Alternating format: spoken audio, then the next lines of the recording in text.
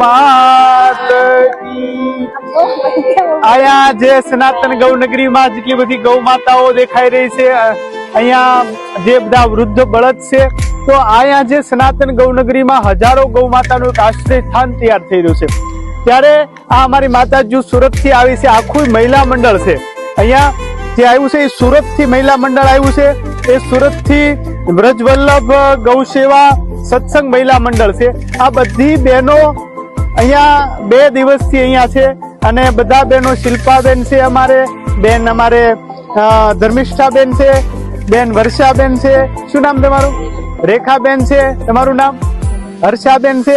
આ બધી માવડીઓ જો ગાય માતાની ખૂબ સેવા કરે છે અને સુરતની અંદર ખૂબ ધૂન કરી કડતાલો વગાડીને જો આવી જે ગૌ માતાઓ હોય છે, જે અશક્ત થઈ ગયેલી બધીની સેવા માટે અહીંયા આ સનાતન ગૌનગરીને 1,11,111 રૂપિયાનું આજે આ દાન આ બધી માતાજીઓ ખૂબ મહેનત કરીને અહીંયા અર્પણ કરે છે।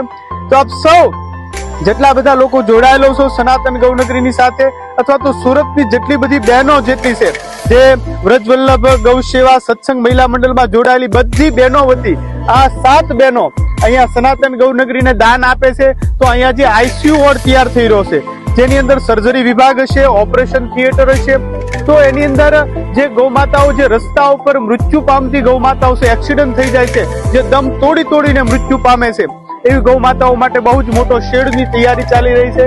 તો આ 1,11,111 રૂપિયાનું આ બધા બહેનો દાન આપે છે। તો આપ સૌ એને આશીર્વાદ આપજો અને ગૌ માતાના ખૂબ એમને આશીર્વાદ મળે એવી પ્રાર્થનાની સાથે બધાને જય ગૌ માતા। માત